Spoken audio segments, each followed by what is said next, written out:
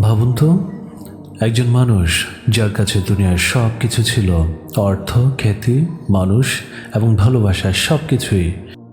কিন্তু তিনি একদিন দেখলেন কেউ নেই, কিচ্ছু নেই তার। শরীর ভেঙে যাচ্ছে, বন্ধুরা দূরে সরে যাচ্ছে, ভক্তরা আর হাততালিও দিচ্ছে না। প্রশ্ন হলো, কেন এমন হয়?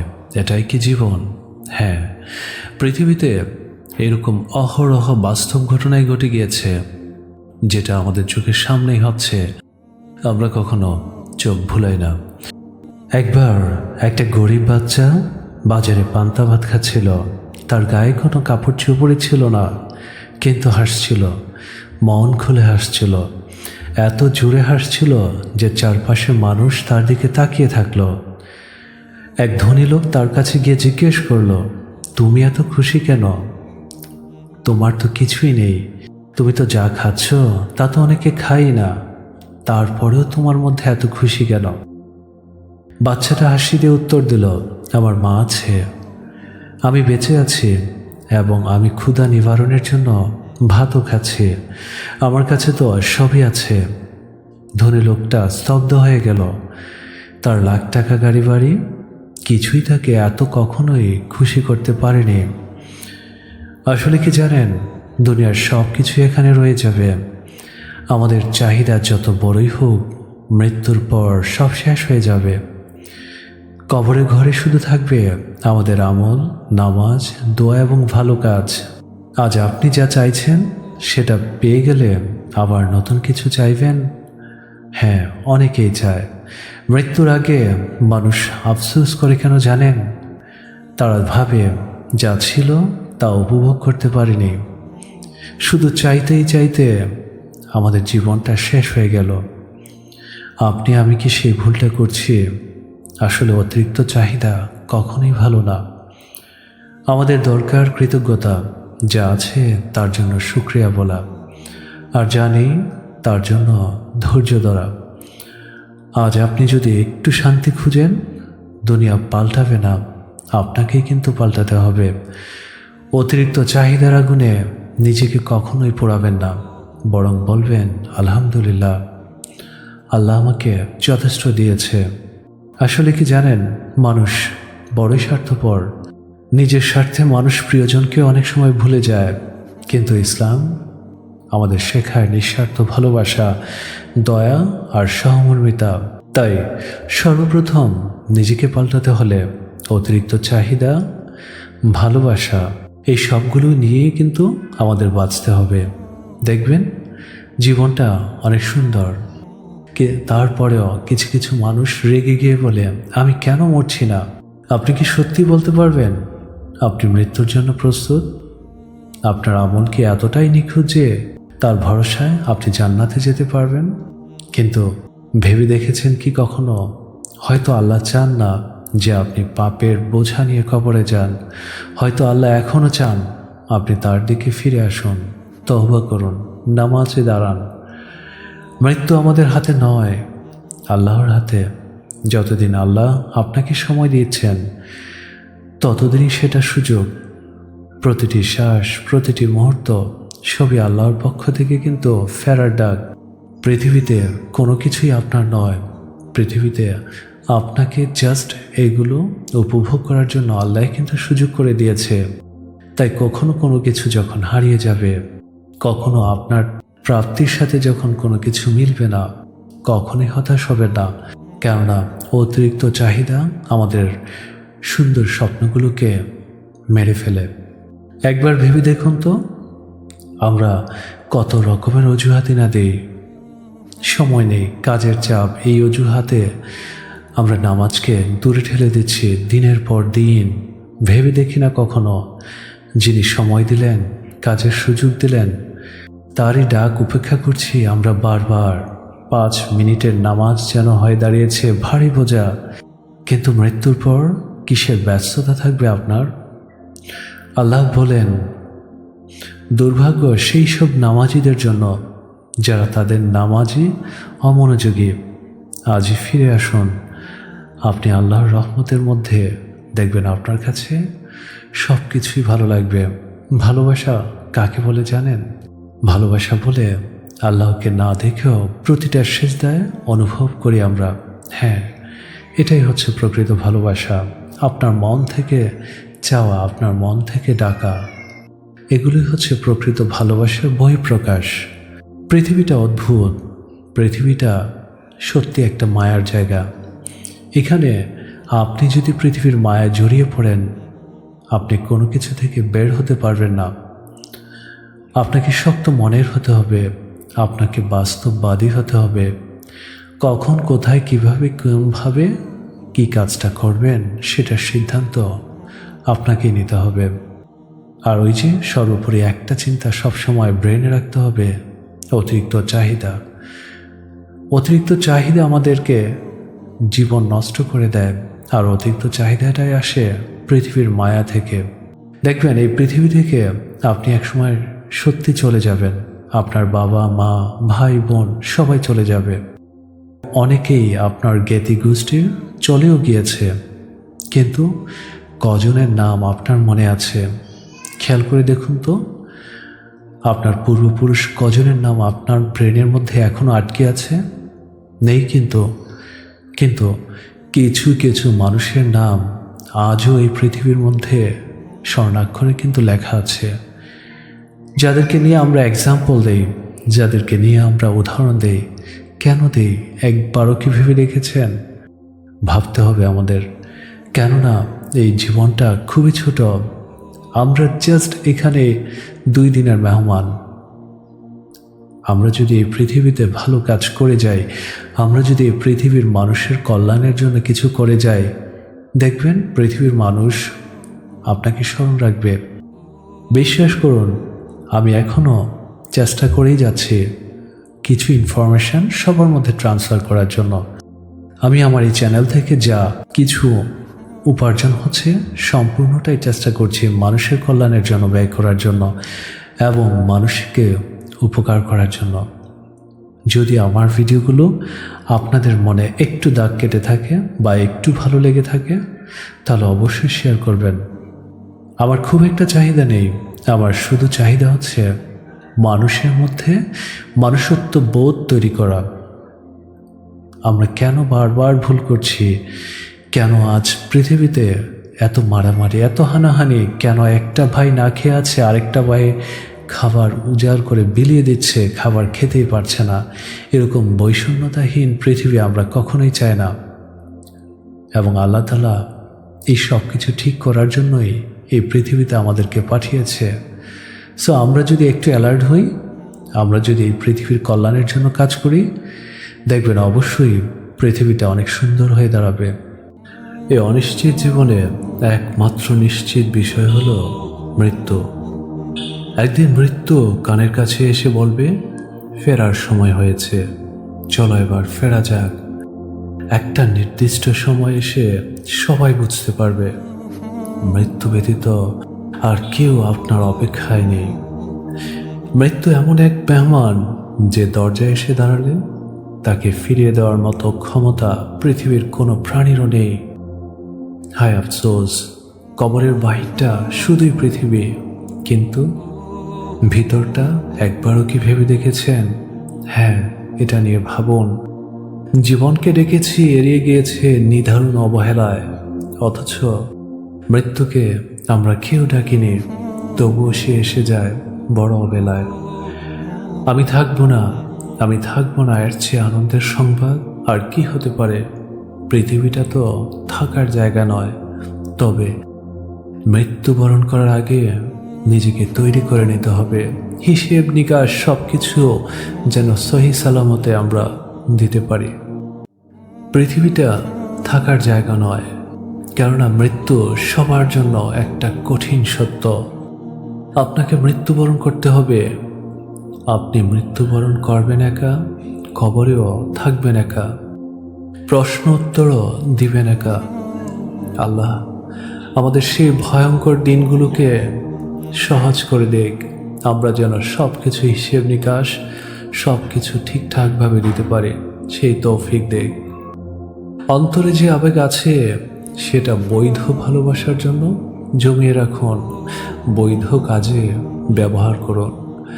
জীবনের যেটুকু সময় বাকি আছে সেইটুকু সময়কে ত্রুটিমুক্ত রাখুন। আপনার অতীতে যা হয়ে গিয়েছে আল্লাহ একদিন অবশ্যই ক্ষমা করে দিবে ইনশাআল্লাহ। একটু খেয়াল করে দেখুন, মানুষ হচ্ছে সময়ের সমষ্টি। জীবন থেকে একটা দিন গত হওয়া মানে জীবনের একটা অংশ চলে যাওয়া। সময় ধরে রাখা যায় না, কিন্তু সময় মনে রাখা যায়। সময় এক অদ্ভুত জিনিস, যে নিজে বদলায় সাথে মানুষকেও বদলে ফেলে। আর নিকৃষ্ট পাপী ওই ব্যক্তি যে অন্যের দোষ খুঁজতে গিয়ে নিজের মূল্যবান সময় অপচয় করে ফেলে। পরিস্থিতি তো অজুহাত মাত্র।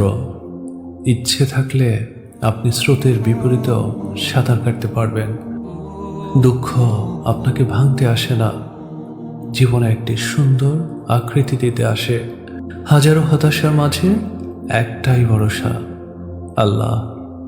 আল্লাহ যা করেন ভালোর জন্যই করে থাকেন। এই পৃথিবী একটা অদ্ভুত মায়ার জালে আটকানো আমরা। কেননা টাকা বলে আমাকে উপার্জন করো আর সব কিছু ভুলে যাও। সময় বলে আমার পিছনে দৌড়াও আর সব কিছু ভুলে যাও। ভবিষ্যৎ বলে আমার জন্য যুদ্ধ করো আর ভুলে যাও সব। কিন্তু আল্লাহ বলেন, শুধু আমাকে স্মরণ করো, আমি তোমাকে সব কিছু দিব, যা চাও তাই দিব। কিন্তু মন থেকে চাইতে হবে, মন থেকে ডাকতে হবে, মন থেকে স্মরণ করতে হবে। আল্লাহ জানেন যে আপনার জন্য কি উত্তম, এবং তিনি এটা জানেন কখন আপনাকে আমাকে দিতে হবে। তাই ধৈর্য ধরুন, কেননা ধৈর্য এমন একটি গাছ যার সারা গায়ে কাটা, কিন্তু ফল অত্যন্ত মজাদার। কম কথা বলুন, নিজের ঘরে অবস্থান করুন আর নিজের গুনাহের জন্য কাঁদুন। এটাই হচ্ছে আমার আপনার নাজাতের পথ। এই পৃথিবী এবং পৃথিবীর মানুষের জন্য কিছু একটা করুন, আমরা যেন পরকালে আমাদের হিসেব নিকাশ সঠিকভাবে আল্লাহর কাছে উপস্থাপন করতে পারি। সেই সাহসটুকু অর্জনের জন্য যা যা করা তাই করুন। জীবনকে যদি তুমি ভালোবাসো তাহলে সময়কে অপচয় করো না, কেননা জীবনটা সময়ের সমষ্টি দ্বারাই কিন্তু সৃষ্টি। তাই সময়কে কাজে লাগাও। ভালোবাসা গোপনে সুন্দর, তাই তো তাহাজ্জুদের নামাজ এতটা উত্তম।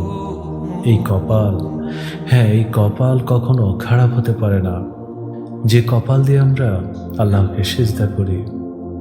তুমি তো মুমিন হতে চেয়েছিলে, তুমি তো আল্লাহ প্রিয় হতে চেয়েছিলে, ইসলাম মেনে চলতে চেয়েছিলে, তাহলে কেন এত ধৈর্যহারা হচ্ছ? ধৈর্য ধরো, ধৈর্যের পুরস্কার আল্লাহ অবশ্যই দিবেন।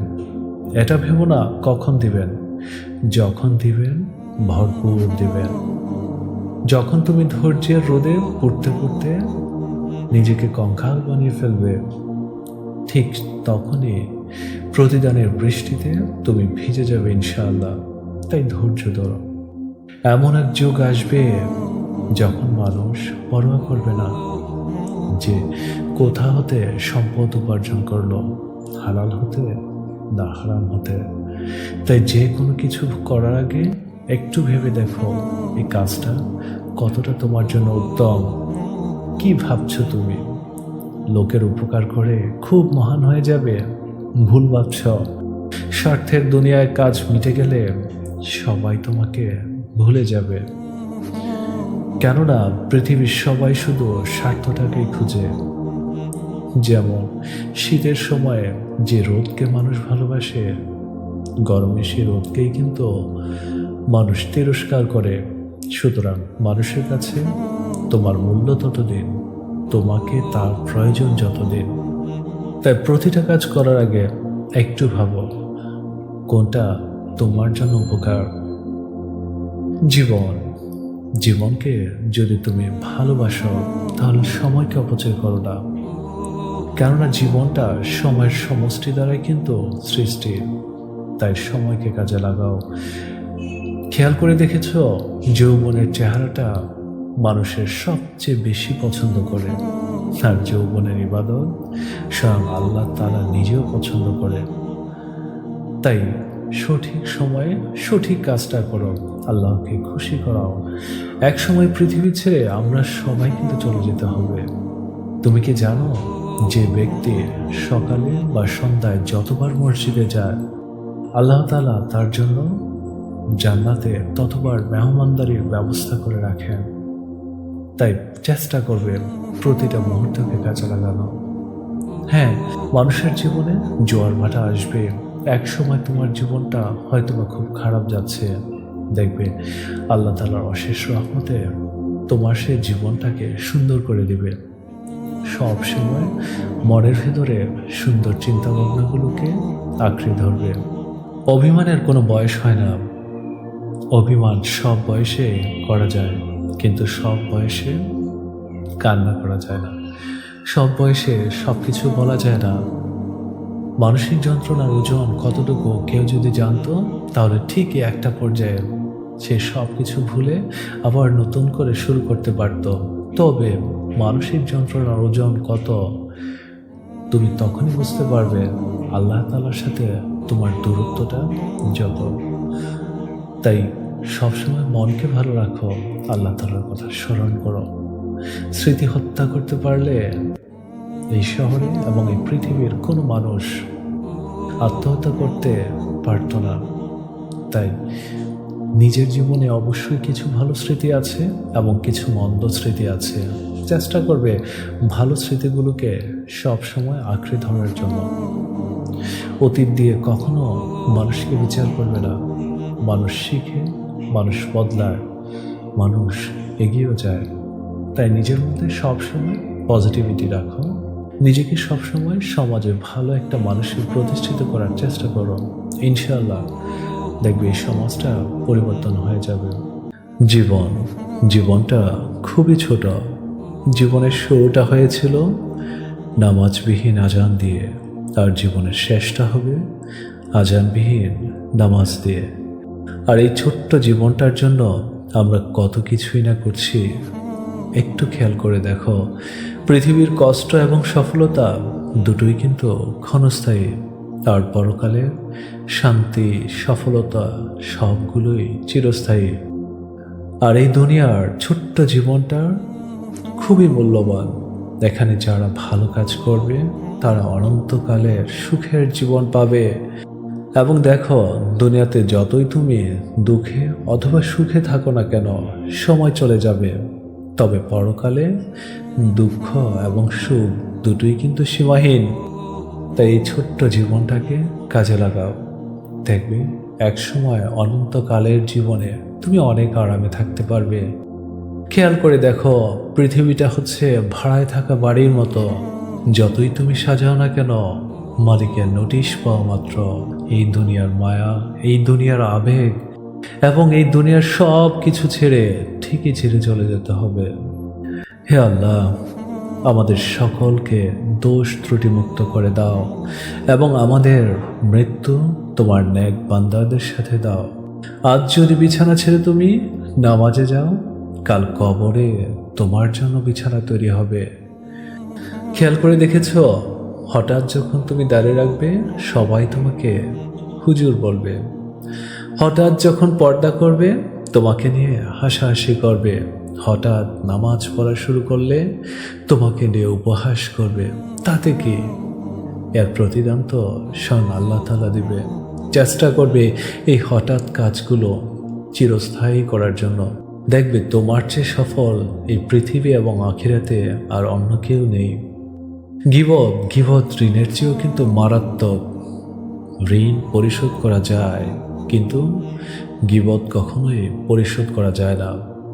তাই জেনে বুঝে সব কিছু ধারণা নিয়ে কারো সম্বন্ধে কথা বলবে। আর এই দুনিয়াতে সবচেয়ে কঠিন কাজ হলো কি জানো? সবচেয়ে কঠিন কাজ হলো সঠিক পথ থেকে সৎভাবে বেঁচে থাকা, সৎভাবে দু চারটা ডাল ভাত খাওয়া।